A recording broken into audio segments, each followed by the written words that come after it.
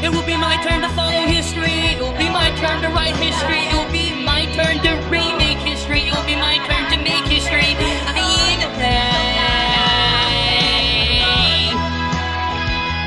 It will be my turn. It will be my turn.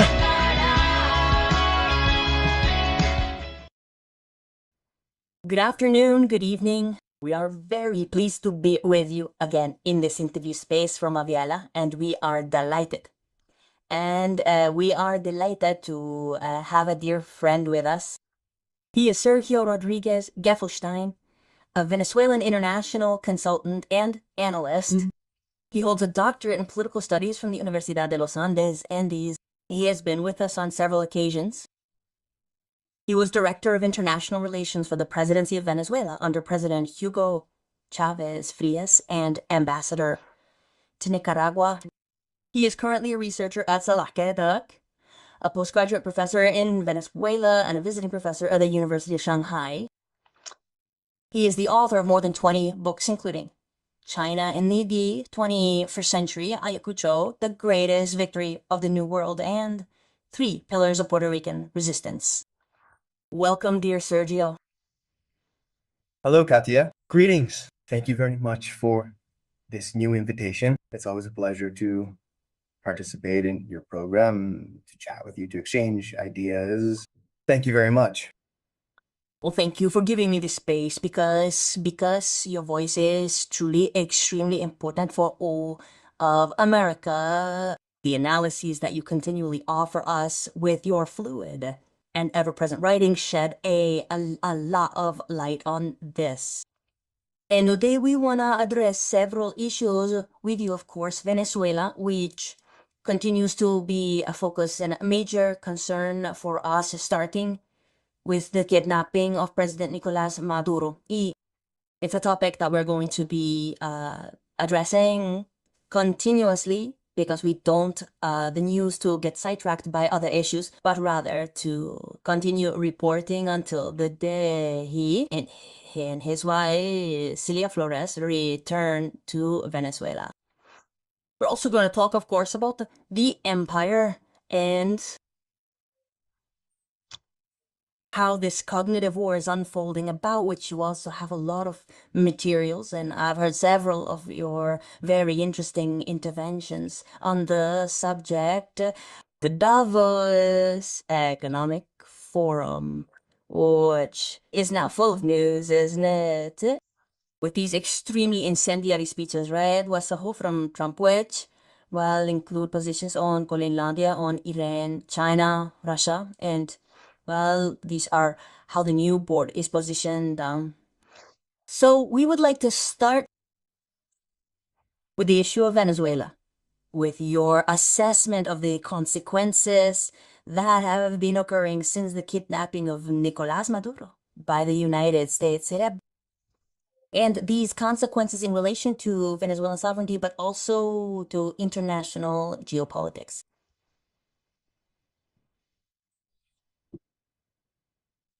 It is complex, very, very complex, because little is known. And as you said at the beginning, we are in a cognitive war where before the greatest efforts were made to inform, now the greatest efforts are made to misinform. Before analysts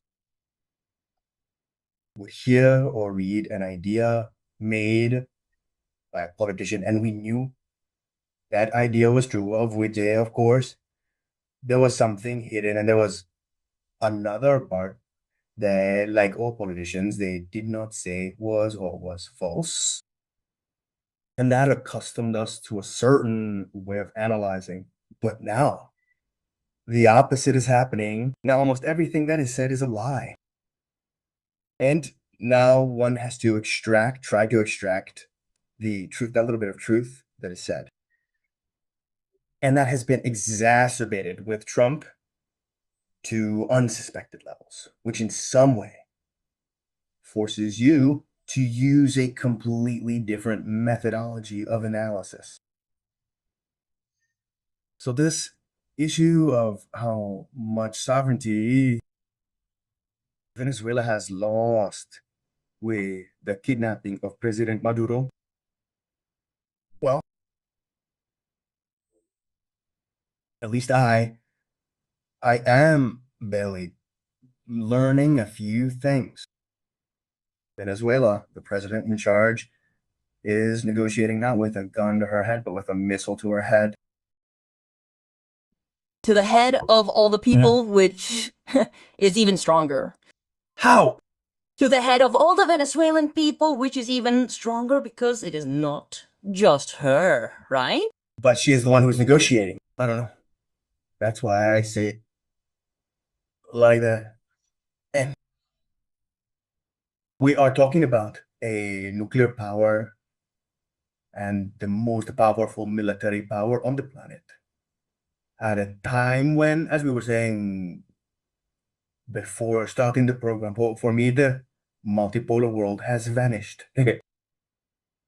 There is now a world where the particular interests of each country prevail, where no one comes to show solidarity with adversarity with anyone else, and where the existing international system has no reason to exist, because it is clear that international law has ceased to exist.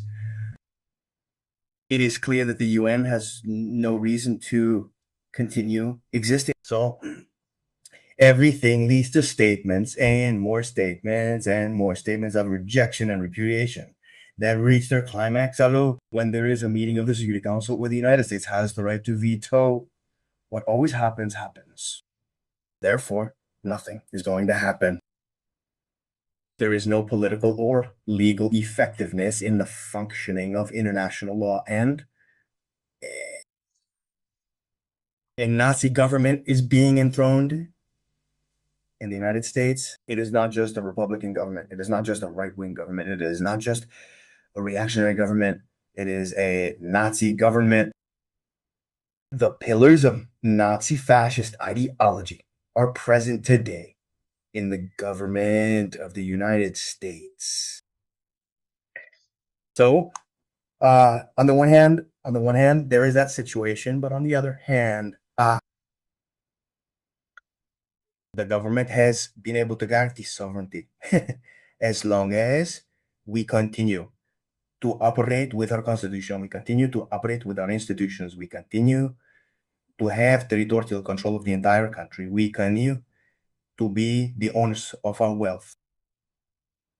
Our institutions, our constitution have shown their solidity in the face of the action that took place on January 13. So that's why I tell you that the answer to your question is ambivalent, because we did not lose sovereignty. There is no loss of sovereignty, but we are in a fragile situation. And what is at stake now is not the loss of sovereignty, but what is at stake is the survival of the state, the survival of the republic. If we lose that, everything else makes no sense. Then they will completely run over us. They have not run over us. To run over us, they have to invade the country and occupy it. And that has not happened and will not happen. They do not have the capacity to do so. That's right. It is extremely complex because what this kidnapping has really left behind, I don't think that, as you rightly say, the board has not yet been clearly drawn, because this cognitive war is very strong. That is, it does not allow us to clearly see what is happening. There are many veils to decipher. Well, one of these veils also has to do with the World Economic Forum in Davos 2026, which was held in this context of global tensions, in this crisis, right? Because of the threat of intervention now in Greenland, and also and also the tension with other Western powers, right? And American imperialism, the debate on global security, and well, now Donald Trump has also proposed this Peace Council, the Board of Peace, and his proposals on the gas conflict. I would like to hear your assessment of this economic forum, especially regarding this long and rushed speech that Donald Trump has accustomed us to. Yes, well, Donald Trump's speech is the consolidation of, unfortunately, the construction of a parallel international system. What China and Russia should have done, what BRICS should have done, but didn't have the courage to do, is what Trump is doing, which is daring to build a parallel international system based on the observation from one perspective and we from another that the existing international system is useless. To him, because it is useless for the total imposition of US criteria. That's why he withdrew from 66 UN agencies and other international mechanisms, because he can't impose everything. But the problem is that there is one that is definitive, which is the Security Council, where the right of veto prevails. So he continues to exercise that right against Beto, but he creates a parallel organization where not only is Beto's right abrogated among five, but he abrogates it to himself alone. So one has to question the UN and the international system in order to build a more democratic one, and he questions it because he wants to build one that is even more dictatorial than the one that exists. So one would like to advance towards an international system of democracy where all the peoples of the world participate. And he wants to restrict even those five who decide for him to be only the United States. And it seems that the other four agree. They haven't done anything. Even the most radical has been Macron, because Putin has already given him his blessing. Russia has already announced even Putin has allowed himself to set a price for Greenland which no one had done before. He said that Greenland believed it was worth $250 million if he bought it, if you compare the current prices with what the United States paid for Alaska. Yeah, he also stated they're prepared to contribute $1 billion to merge that peace council. China, as far as I know, has been silent. So the biggest opposition, which is a sign of the times, comes from Europe itself. We have also seen those docile, lackey countries, including Belarus, unfortunately, that have agreed to be part of that peace council. Now, this Davos meeting, I mean, when a monument to hypocrisy is needed, Davos's photo should be taken out. I mean, the Prime Minister of Canada was there with Fidel Castro. I mean, Macron was speaking out against imperialism and colonialism. The Prime Minister of Canada said a NATO country that has sent troops with the United States to invade and attack every country in the world, and that has followed all the policies of the United States to the letter. I mean, it is the height of immorality, hypocrisy, falsehood, and attempts to deceive. Yeah, meaning the ability of humankind to react to lies, to deception, to extortion is really on the line, seriously at risk right now. So now these guys are claiming to be the most advanced in the fight against imperialism and colonialism, Canada and France, for crying out loud. and I preside over the Peace Council, right? Donald Trump was there, flanked by Netanyahu and my law, right? I mean, it was like a macabre joke, really. And I think so. But that's understandable. What I don't understand is Russia's policy. I can't understand it. And so that makes you take note in the sense that Russia has its own problems and that the solution to its problem, which is the problem of Ukraine, of NATO expansion, today involves negotiations with the United States. I said it this morning in a talk I gave. I said the solution to our problem does not come from China, Russia, Europe, or the UN. It comes from us and the United States alone. Well, one of the big mistakes that is made, and that here in Venezuela has generated, I have been talking about this for years and years,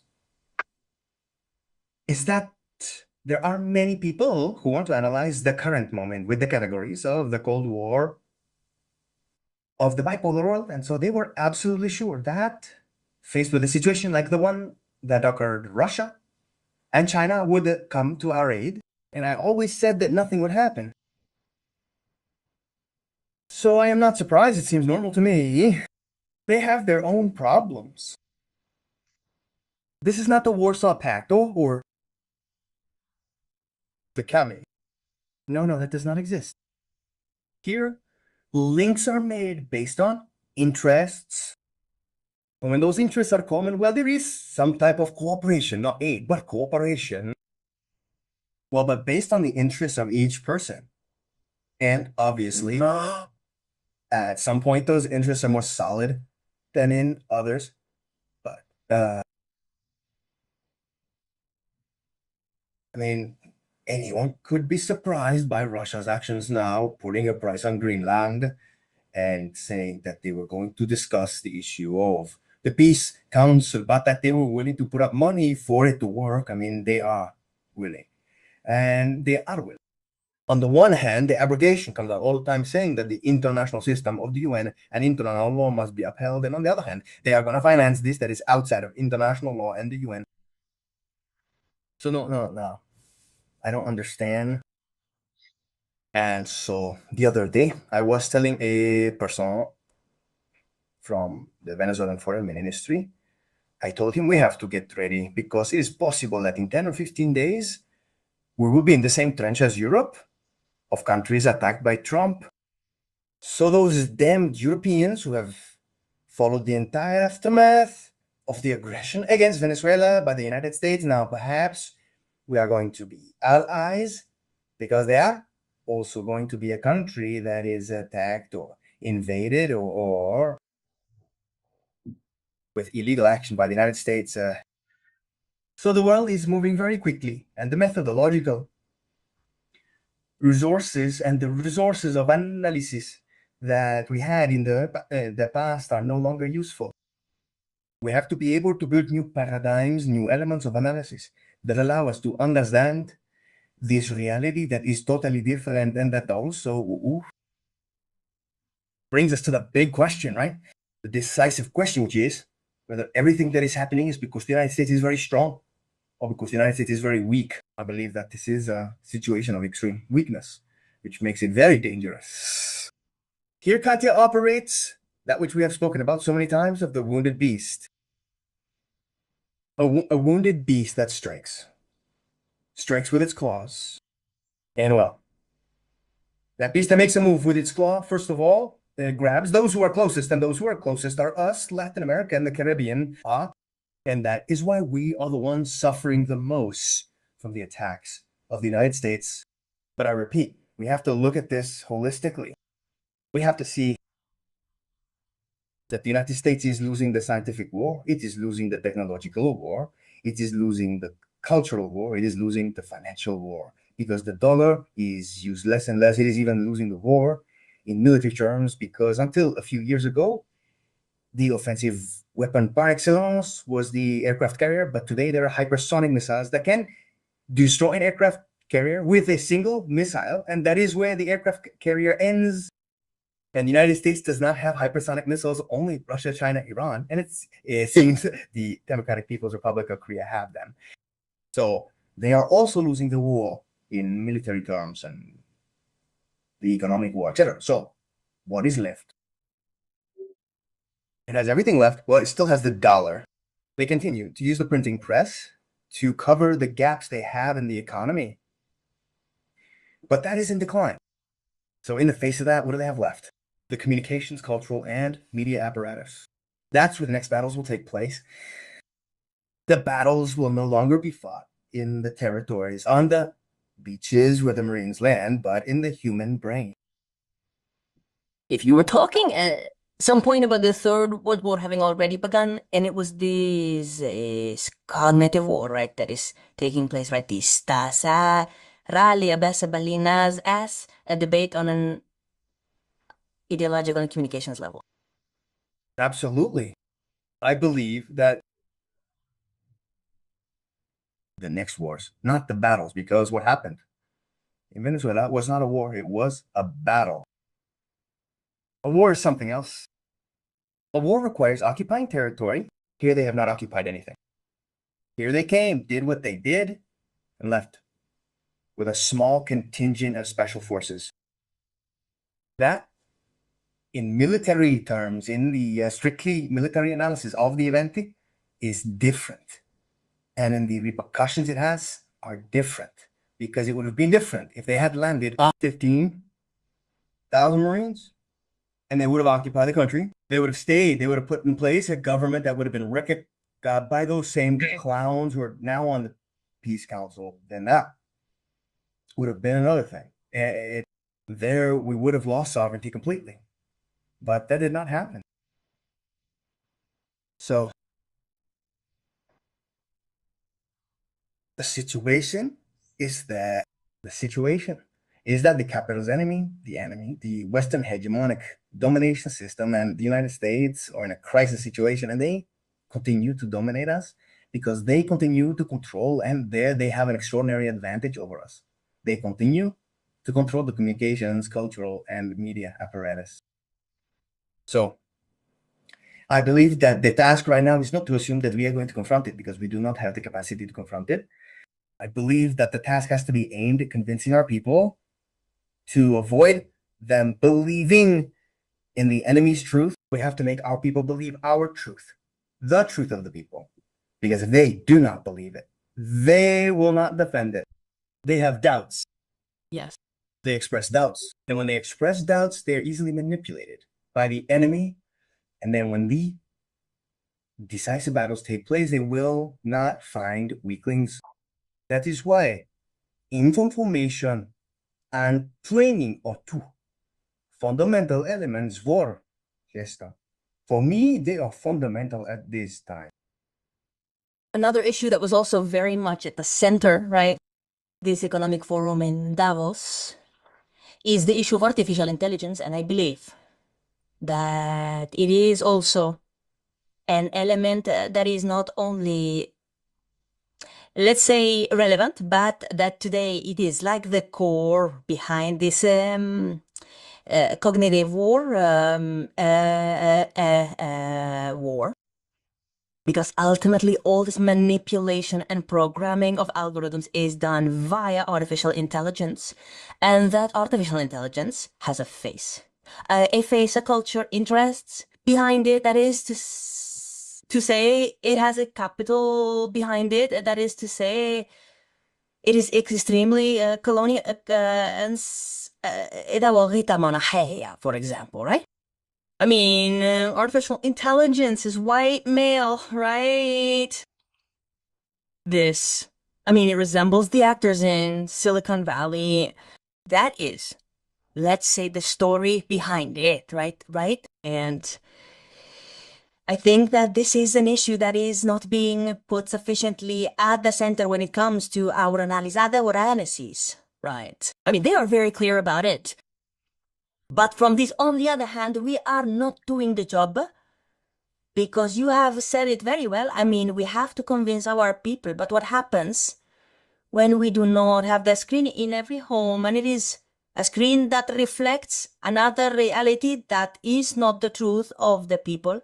As you rightly say, it is the truth of the transnationals, the colonial, and that is precisely trying to distance us from ourselves and reflect reality in a distorted way. And that is why it was repeated until exhaustion, right? That Nicolas Maduro was the head of a gang of drug traffickers and series were made, right? The has series Sally on these television channels that were preparing the ground until the plan was finally updated in reality. Was finally updated in reality. This is reality. Yes. And finally, intelligence, which is not intelligence. And it is not artificial. Either that is done by someone in the flesh. That is built by the interests, the powerful interests of people who pay for that to be done. So, and also, lies fabricates or lots. I know it lies because I put my name on it, artificial intelligence. And if there's one thing I know, it's myself. I mean, artificial intelligence can't know more about me than I do. And it says a bunch of stupid things that impress me. And so I don't think anyone would put my name down to find out who I am. But if someone were to do it, for example, I'm worried about my son. I had to tell him.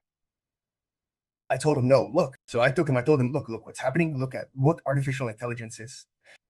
And I told him, look, this is a lie. I didn't do that. And what he's saying, that I did it that way, I didn't do it that way. I told him, do you believe my son? Yes, Dad, I believe you. Well, so you realize that artificial intelligence is a lie. With an example that is undeniable, which is that it cannot know more about myself than I do. I didn't say anything strange. So of course, I don't even know what word to use, but it surprises me somehow. I never get discouraged. I have never been discouraged or demotivated in my life. But it hits me when I see intelligent people, some with a militancy of 20, 30, 40 years. And honestly, Katya, I lose my composure. Ooh. I understand that a young person has doubts, a young person who is entering life and politics at this stage, and I understand that they have doubts, but a person 50, 60, or 70 years old who is so easily manipulated, though, I was telling myself this morning, I was saying it, you can't be up from 8 in the morning to 8 in the morning, at night watching CNN to see what's happening in Venezuela, and then at 8 at night, she says, I'm going to see what God says. And then you listen to God or to the president in charge to see what she said in today's speech. You see her with doubts. For 12 years, 12 hours, you've been watching the enemy's propaganda and information. And you're prejudiced against listening to what those who tell our truth say. So I've even gotten into it because I said it this morning. I said it, the decision in this is radical. Radical. Don't come to me with the following phrase. With me, it's not valid. They say out there, I read it on the networks, as if the networks were some person. It's spreading. What's the other thing? This came to me, but who's saying it?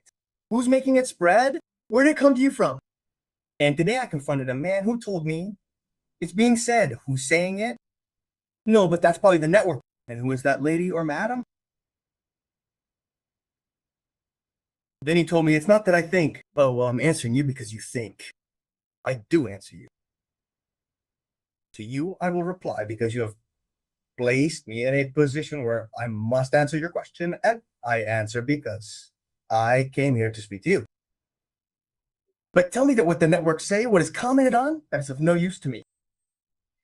Everything that is said on the networks, everything that is commented on, everything that is anonymous, everything that is circulating, all that is information created by the enemy in the enemy's think tanks, so everything. And if I am wrong, I prefer to be wrong by excess rather than by defect. I prefer to be exaggerated, but not leave a gap.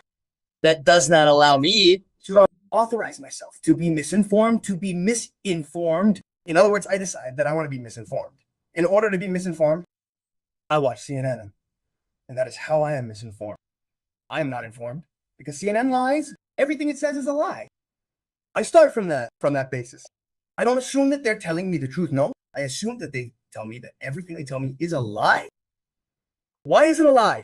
Because they're transmitting a truth constructed in the interests of transnational corporations, big private banks, drug trafficking, and the powerful. So that's not my truth, therefore it's a lie. And to me, it seems like a very simple argument. But many people here get into the issue of the human condition of morbid need, because there's no other explanation of AIDS. For example, here in those days after January 3, they were asking where the traitor was, who the traitor was, as if that were important. Why did this fail? Why did that fail?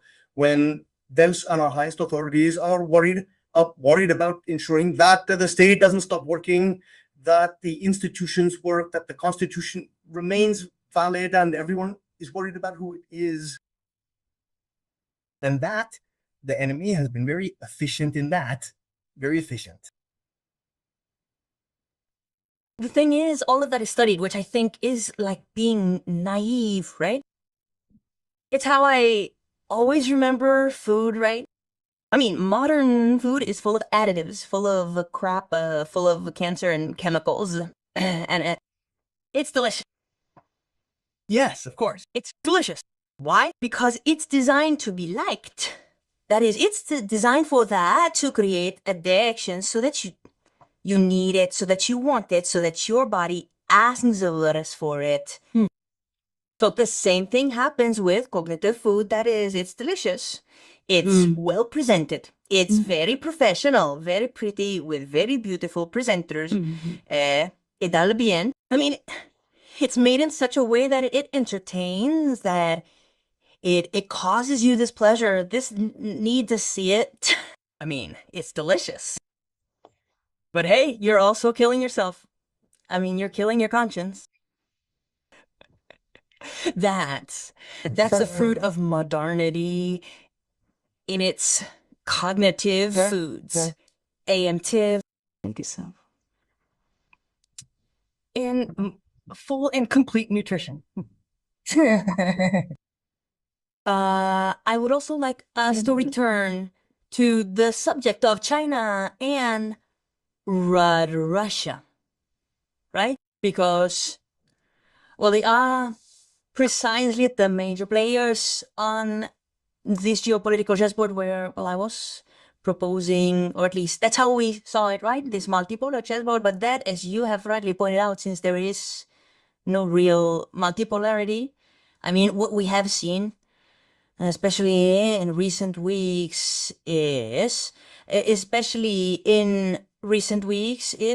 I mean, a blow to the chessboard, showing that there is no multipolarity here, that here an empire continues to prevail, which is the one that dictates and sets the rules and really operates under brute force. That is the most brutal, the most violent is the one that ultimately prevails.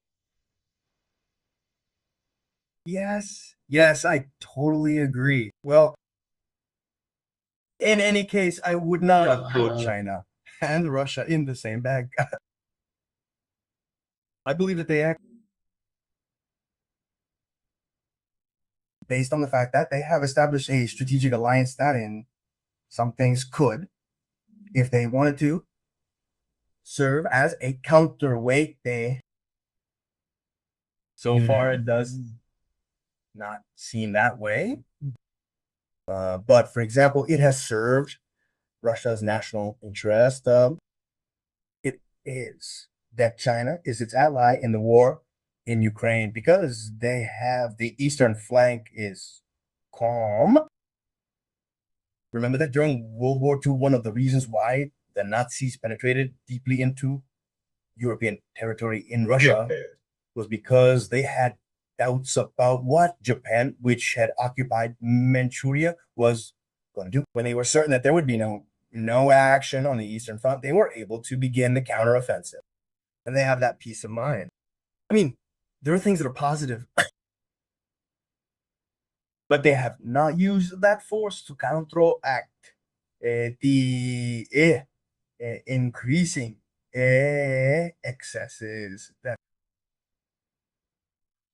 are happening on the planet, but they act for different reasons, and even for different philosophical and cultural reasons. In the case of Russia, it is a Western country, and it acts like a Western country, except that Russia has a very strong, very solid nationalist and patriotic feeling that almost no European country has. Remember that when Russians celebrate, they relate to their country. They talk about the mother country. Russia is the mother country. We Latin Americans have been taught that mother body is Spain, which is disgusting, but it's the truth. What they teach is Horror. yes, it's horrible. And in the case of China, it's something else. Because philosophically, they act on different time frames. The Chinese have different time frames than ours. And they do have a plan. They have a very long-term plan. And they're not going to alter it. This, what do you call that word? This little, I forgot the word now.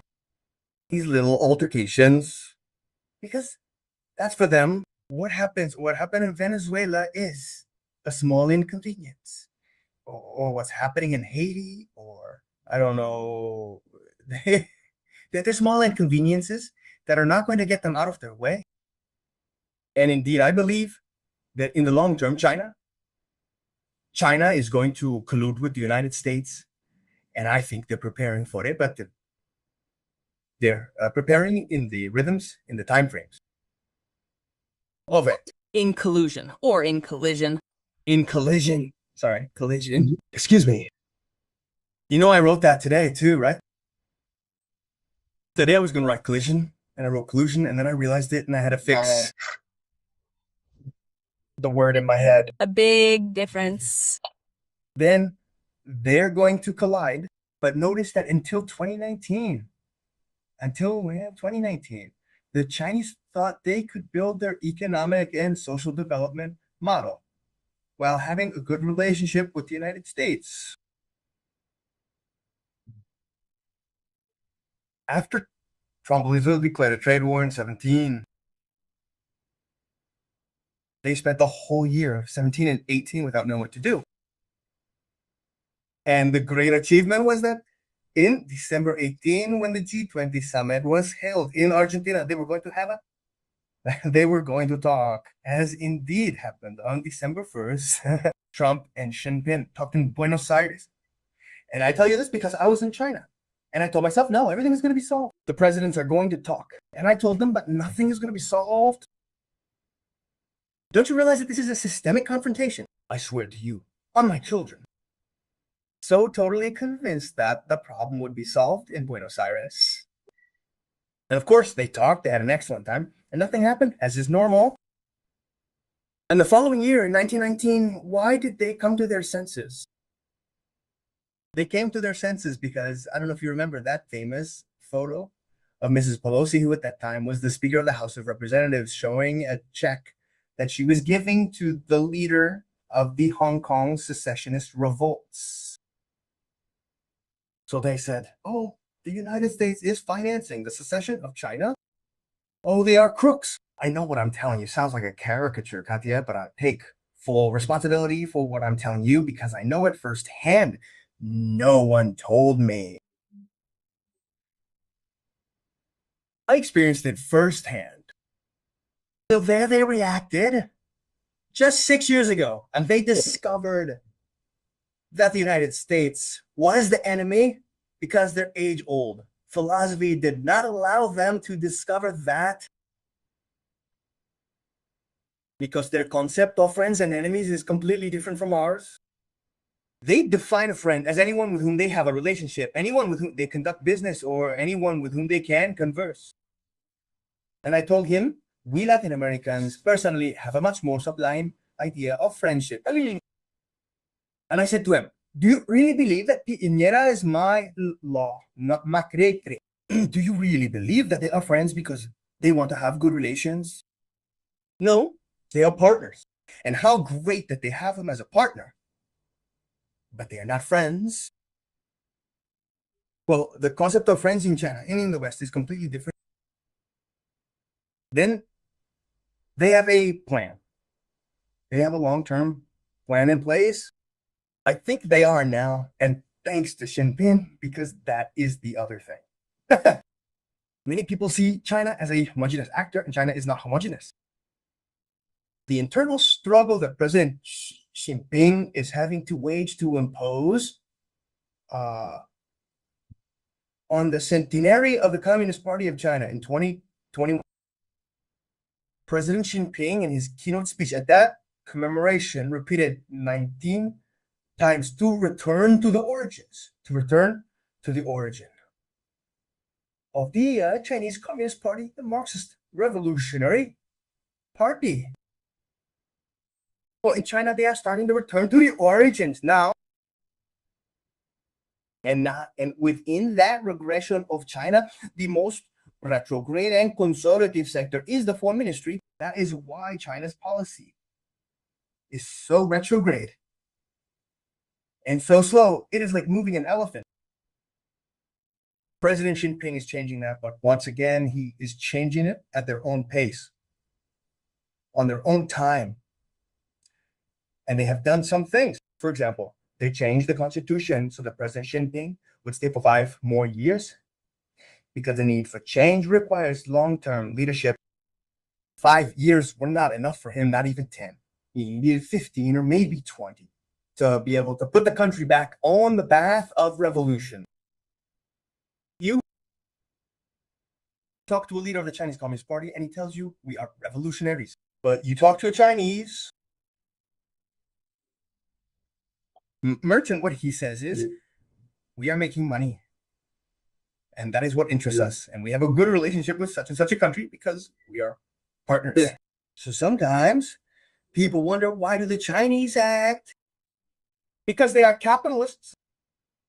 Why do they act this way? Why do they violate labor laws? Why do they violate environmental laws? They are capitalists. President Xi Jinping is fighting them. Yes, he is fighting them. But he has to take steps, little by little, to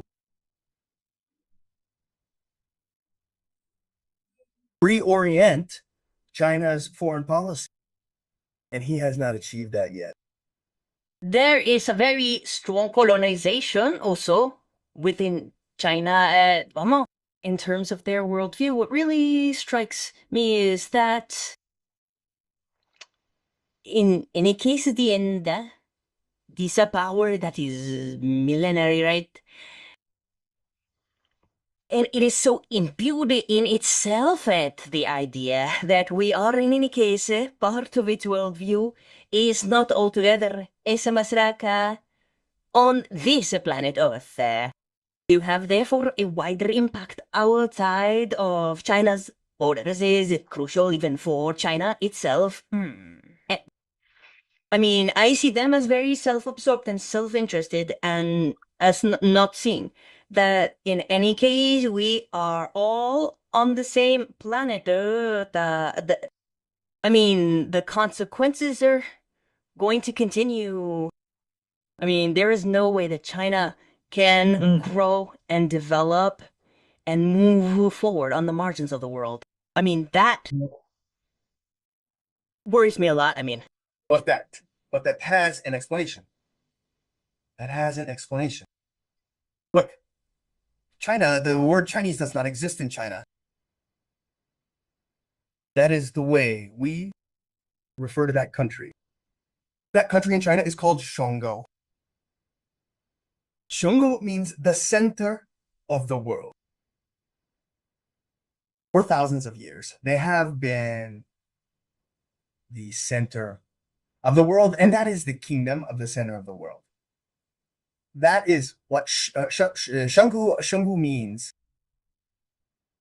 And that is the kingdom of the center of the world that lived for 4 millennia, for 4,000, 800 years, locked up.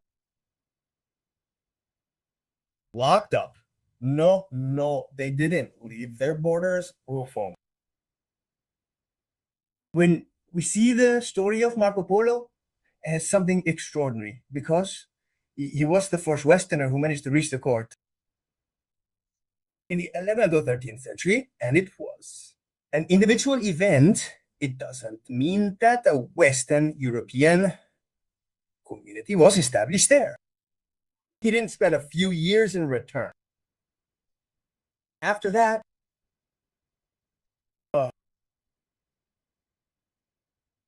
before Columbus arrived in America, three little trips like Columbus did with 3 little boats, 27 and sailors. No, he had a fleet of 100 ships with more than 100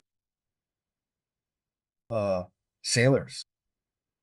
And why isn't there a single country in the world that speaks Chinese or has the Buddhist religion?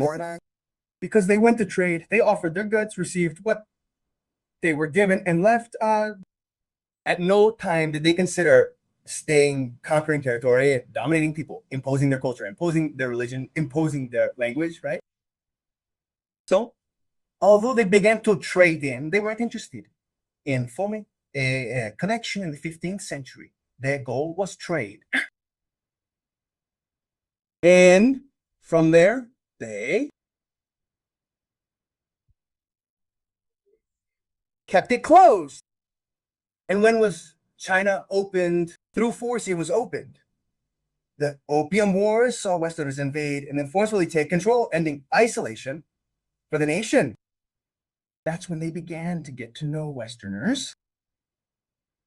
Doesn't it strike you that the first Western philosophy to successfully penetrate China was Marxism? In the 20th century, that is the other day, they managed to remain closed for almost 5 millennia. So although it may seem strange to you, China does not know the world. And Latin America, even less. If Latin America barely established contact with Latin America as the People's Republic of China, beyond the fact that there were Chinese migrants who arrived at the coast of Mexico, Peru, and Brazil at the end of the 19th century, but as a state, China's first relationship with Latin America as a state was in the year 1959 when the Cuban Revolution triumphed. And it took 12 years until the year 70 or 71 when President Salvador won the elections in Chile so that this second country in Latin America would have relations with China. So Katya, in a country that is 5,000 years old, relations with Latin America are 60 years old. Nothing. Yesterday. So I tell you with absolute responsibility, because I know they don't have the slightest idea of what Latin America is, how it works. Furthermore, in 1971, they began to establish relations. In that decade of the 70s is when they established relations with almost all the countries in Latin America. That is why this decade is celebrating the 50th anniversary of China's relations with the countries of Latin America. So, well, they began to establish relations, to set up an embassy, and to receive an embassy. But then came the year 1978. The reform and opening up policy began. And the reform and opening up policy transformed the Chinese Foreign Ministry into a Ministry of Foreign Trade and the embassies into commercial offices. Diplomats were evaluated by how much investment they attracted, how much technology they attracted, how many businessmen. They did not have and still do not have relations with universities, with civil society, with unions, with political parties. None of that. And then Xi arrives and is the first to understand that he has to change that. In 2012, during Xi Jinping's first term, he had to confront the retrograde forces that didn't want to let him do anything, and he began to defeat them. In his second term, he consolidated himself. So China's real foreign policy began to be implemented 2 years ago. Katya, a 5,000-year-old country, began to implement foreign policy 2 years ago. They began to interact with political parties, with parliaments, with unions, with universities. So they don't know anything, really. They may know a lot about science, technology, submarines, spaceships, quantum mechanics, but they don't know anything about international political relations.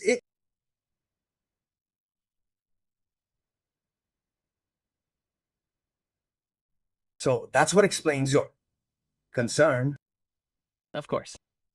And well, I would ask you to perhaps close the gap in the face of this reality, right, where we don't have really with these powers, tres relatively these powers. What is left for, let's say, the countries, the medium-sized powers, right? For the small countries, I mean, what is left for us? Like, perhaps a bilateral negotiation with the empire, right? I mean, I'm thinking of the worst case scenario, right? Or perhaps creating a kind of movement of non-aligned countries. I mean, because if we can't think of a multipolar world, right? If perhaps it's naive to bet on multilateralism, what is left for us? To build international relations and in the 21st century, in the face of this devastating scenario of an empire in agony, of a Look, while the first thing we have to do is fight for democracy, because as long as there is no democracy in the world, as long as the bourgeois representative liberal democracy system prevails, the powerful will always be elected. And the powerful are structurally against people's coming together. Integration, rapprochement has to produce the power blocks have that must occur from below. We must achieve a strengthening of the people's struggle so that the people can oust the oligarchies from power. Otherwise, it is impossible.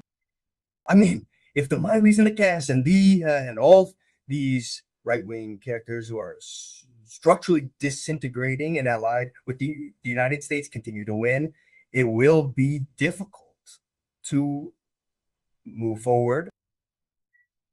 The BRICS seemed like an option, but now the BRICS are being blackmailed by Lula, by the Brazilian oligarchy, by the Brazilian elites, who are structurally cowardly and faint-hearted. That's how they've been for 200 years. And Lula is no exception. He's not an exception.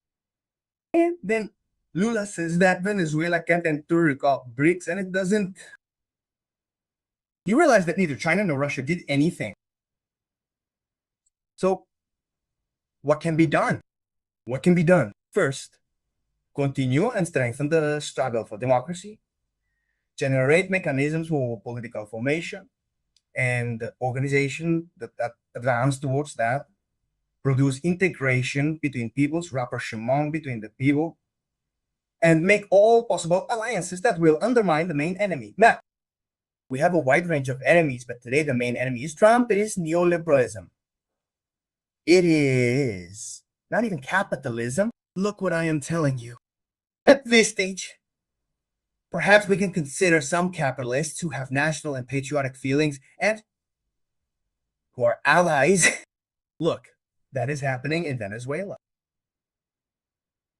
That is happening in Venezuela. And the policy of President Maduro and the president of the self-imposed regime is to welcome them. Because either we welcome them or the enemy welcomes them. And we cannot hand them over to the enemy because our main objective is to save the country, save the state, save the republic. We will see what will happen later. But at this time, we have to make broad anti-imperialist alliances. If Macron is calling for it, how can we not call for it? Make broad anti-imperialist, anti-colonialist, anti-Zionist alliances that include everyone who is against that. Because that has to be the unifying, organizing element of the global fight for peace. Fighting for peace is fighting war, and fighting war is fighting the main economic support of the United States. They sustain themselves because the military-industrial complex is the main industry of the United States, and they need to sell weapons. That's why fighting for peace is so revolutionary today. Those are some of the things that I think should be done. But anyway, you got me thinking. I'm going to have to keep thinking. And that's why, look, now they're going to lead, right, NIRA, the Peace Council, to ensure war. That's the big one. Sure. Because they're stealing our concept of managing wars. But remember what Trump said in his letter to the Prime Minister of Norway? Since they didn't give me the Nobel Peace Prize, then I don't consider myself responsible for continuing to fight for peace, and now I'm going to fight for war. That's what he said in a letter a few days ago to the Prime Minister of Norway. And that idiot replied, the Norwegian government does not award the Nobel Prize. It's a private organization. I mean,